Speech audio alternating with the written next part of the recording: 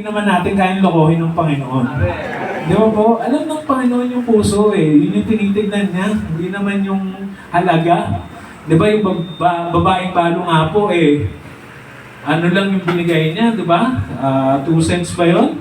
Pero sabi ng Panginoon, siya ang may pinakamalaking ibinigay. Di ba? Sa lahat na nagbibigay. Kasi yung ibang nagbibigay, binibigay lang nila yun out of abundance eh. Pero yung babaeng balo, binigay niya yung kanyang lahat. So hindi po tumitingin ng Panginoon sa amount. Tinitignan niya po yung ating puso. Maliwanag po. Amen. Ayan. So, sabi nga rin po doon, narinig ko, kung hindi daw si Jesus ang iyong Panginoon ng buong buhay mo, hindi talaga siya Panginoon ng iyong buhay. Diba? Madalas kasi sa atin, Kristiyano tayo 50-50, o kaya 60-40, 70-30, 80-20. Dapat, pag Kristiyano ka, 100%. Di ba po? Madalas kasi, naiiwan yung love life. Di ba? Sabi ng Panginoon, do not get unequally yoked with an unbeliever. Huwag kayong relasyon sa hindi nyo kapanampalataya. Pagka love life, Lord, balato mo na sa akin tong love life ko. Pogi naman, dadaling ko na lang sa church, i-invite ko na lang. Diba? So, hindi kasama ang love life. Minsan naman, hindi kasama ang pitaka. Diba? Kayang ibigay yung oras, yung panahon, pero yung pitaka, hindi kasama. Diba? Iwan lagi ang pitaka.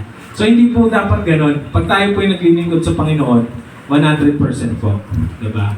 Wala pong natitira, walang reservation. Sabi nga po nila, magsisilbi ka na lang rin sa Lord eh. Huwag mo na. Diba?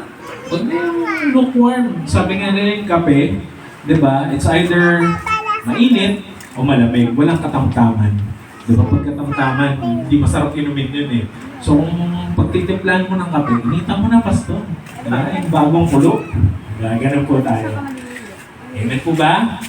Amen. Ayan. So, yun nga po, i-discuss po natin yung 5 sikreto yung dapat po natin tandaan para po tayo ay mas madaling makapagbigay sa Panginoon. Okay po? Kung meron po kayong ballpen or cellphone, pwede nyo na po i-chat. Saan nyo na po nagmamuntigan na ako dito sa harap. Ayan. Ayan, thank you po, Pastor. Meron po. Okay. Sige, magsisimula po tayo. Number 1, sabi po dito, it provides for God's house. So, nagbibigay po ito ng pangangailangan ng inyong pastor at ng bahay-sambahan. Yun po yung dinidiscuss ni Bishop kanina. Tatandaan po natin, basahin ko po sa verse ng Malakay. Alam ko po, familiar na kayo dito kung dinidiscuss po sa inyo dito yung tithes and offering. So, madalas po ito yung ginagamit na text. Malakay 3:10 verse 12. Usually po sinasabi ng madalas in 3:10. Pero ako pagka binabasa ko yung Malakay 3:10, dinudugtong ko po yung 11 tsaka 12. Mas maganda, mas kompleto. Basahin ko po. Sabi dito, pero ngayon, hinahamon ko kayo na subukan ninyo ako, ang Panginoong makapangyarihan. Dahil dalhin ninyo ng buo ang inyong mga ikapo sa bodega ng templo upang may pagkain sa aking templo. So yun pala yung purpose nun, yung dinidiscuss ni Bishop kanina. Pero may promise ang Panginoon, hindi lang naman niya inuutos. Usually yung Panginoon kasi, pag may inutos, meron kagad blessing na kapalit eh. Pakinggan niyo po yung kapalit. Sabi niya, kapag ginawa ninyo ito, padadalhan ko kayo ng ulan at ibubuhos ko ang sobra-sobrang pagpapala. Hindi lang sakto, sobra-sobrang pagpapala. Kung naniniwala po tayo sa Panginoon, yun palang sulit na. Sobra-sobrang pagpapala. Sabi niya sa 11, hindi ko, meron na siyang blessing, meron pa siyang protection. Sabi niya sa 11, hindi ko papayagang sirain ng peste ang inyong mga pananim. Sabi niya, o malagas ang bunga ng inyong mga ubas. Tatawagin kayong mapalad ng lahat ng bansa dahil napakabuting tirhan ng inyong lupain. You are blessed. You will be called blessed. Sabi ng Panginoon. Ako ang Panginoong makapangyarihan ang nagsasabi nito. Diba? Bihirang-bihira. Actually, kung babasahin po natin ang Biblia, parang isa lang to sa mga hinamon niya ang tao na subukin siya eh. Itong ibigay yung ikapo. Diba? Kasi usually sinasabi, do not test your Lord God, diba? Pero ito, sabi na dito, subukan mo! Subukan mo! Sige, ewan mo kung hindi ko pagpalain yung bahay mo. Tapos hindi ko lang pagpapalain, puprotektahan ko pa. Yung mga, kung nagninegosyo ka, kung may trabaho ka, diba? So napakagandang pagpapala po eh, diba? May protection pa. And yung sinasabi nga po ni Bishop kanina, ang pastor po natin, may mga pangangailangan po yan. Diba? Kung paano po kayo kumakain, ganoon din po sila kumakain. Kung paano po yung gastos nila, ganoon din po ang kung paano po yung gastos ninyo, ganoon din po ang gastos nila. Diba po? So, kailangan po talaga natin mga kapastoran ang pagbibigay po natin, rights natin. So, pastor has families to feed. Paano nga po papakainin ng ating mga pastor ang kanilang pamilya kung wala silang ibang pinagkakakitaan. So yung sinasabi nga rin po ng Bishop kanina, napakahirap pong mag-preach kung ang dami niyo pong ibang alalahanin. Sa totoo lang, walang pagkain yung mga anak mo, hindi mo alam kung saan ka kukuha ng pang-tuition, diba? Tapos magpipreach ka. Baka ang may preach mo nun puro sama ng loob. Diba? Kasi puro problema. So, pati po yung sa mission. Kasi sabi po, hindi lang sa sa pagkain ng kapastoran ng mga lingkod niya, kundi po para sa templo. Diba? Katulad po ng pag-mission dito, hindi rin po siya biro. Kasi syempre po, mag-gasolina, magto-tollgate ka. So meron po talagang gastos. And katulad po nung iba sa amin na nagtatrabaho, kailangan po namin ma-absent. Siyempre wala kaming sweldo. So gumastos ka na, wala ka pang sweldo. So sabi nga po nila, Judith is real. Kilala niyo po ba si Judith? Yan, di ba? So si Judith naman wala yung pakialam kung delete ang sweldo mo eh.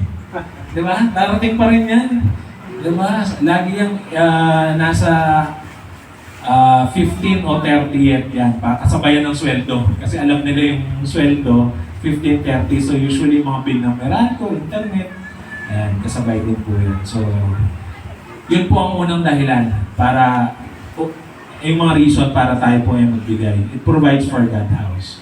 Amen? Number 2 po, sabi dito, it tells God, I trust Him. Yan. So, ito daw po ay pagsasabi natin na nagtitiwala tayo sa Panginoon. Diba?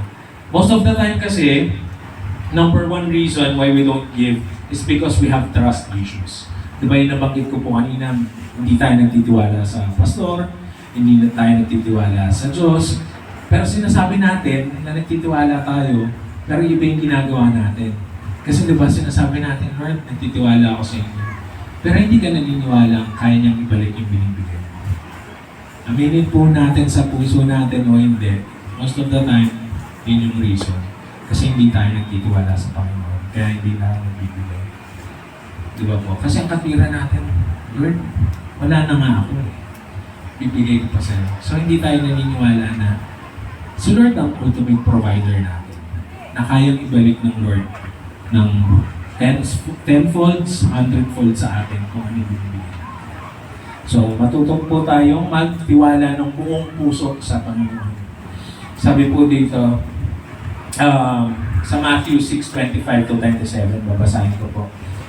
Kaya sinasabi ko sa inyo, huwag kayong mabalisa tungkol sa inyong kakainin at sa inyong iinumin upang kayo ay mabuhay o kayo tungkol sa susuotin ng iyong katawan. So, yun yung madalas nating i-worry, no? Ano kakainin ng pamilya ko? Di ba? Pag binigay ko pa to, o ano pang susuotin ko? Pero sabi ng Lord mismo, huwag niyong alalahanin yun. Yun kasi madalas nating worry eh. Sabi niya, hindi ba't ang buhay ay higit na mahalaga kaysa pagkain at ang katawan kaysa damit? So, yun yung mga worries natin sa buhay. Pero sabi ng Panginoon, hindi ba mas mahalaga na buhay ka pa? Na kinising pa kita ngayong umaga? Kaysa kung ano-ano na agad yung pinag-iisip mo.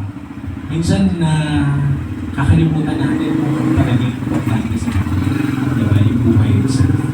And then sabi niya, masdan ninyo ang mga ibon.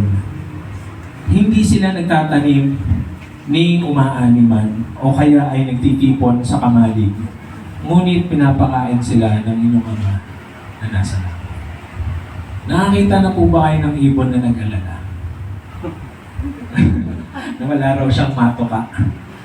Meron na po ba? O kaya yung ibon na kita nyo may bank account, nagsisave na. Di ba wala naman pong ganon? Yung isa nga pong pastor ko na narinig noon sabi niya pag nag-aalala daw siya, tinitignan niya mga ibon Kasi pag nakikita niya mga ibon, pakanta-kanta lang, napaka-relax lang. Oo, pasayaw-sayaw lang, di ba? Aga pa lang, umuhuli na, kumakanta na. Tayo, aga pa lang, nagre-reklamo na no? Wala. So bakit hindi tayo parang maging ibon? Di ba? Pero ang sabi ng Panginoon, kung yung ibon nga hindi ko pinapabayaan kayo pa. Di ba? Mahalaga po tayo sa Panginoon. Sabi nga ng Lord, di ba? We are created in His own image. Tayo lang yung ginawa. Nakawangis na. So ganun tayo ka-special. Sabi nga diba dun sa Matthew din yun, alam ko na yung ibon, na yung kasi mura lang yun dati, pang-alay lang yun binibenta yun sa mga simbahan noon Diba? Ngayon nga, kung makaka-relate kayo, inabutan yung mga sisiyo na may kulay. Yun yung naiisip ko ngayon sa piyestahan. Ayun. So yung mga ganun po, diba sabi ng Panginoon, yung mga ganong ibon, hindi yan nalalaglag nang hindi ko alam. Diba kayo pa? Diba kayo pa? Diba mga Kristiyano, mas lalong hindi ko kayo pababayaan. So yung tiwala natin, kung yung tiwala talaga natin nasa Panginoon at alam natin na mahal tayo ni Lord, bakit tayo magdududa? Mawawala yung tiwala natin sa Kanya. Diba? So yun lang po yun, alalahanin lagi natin yung pagmamahal ng Panginoon.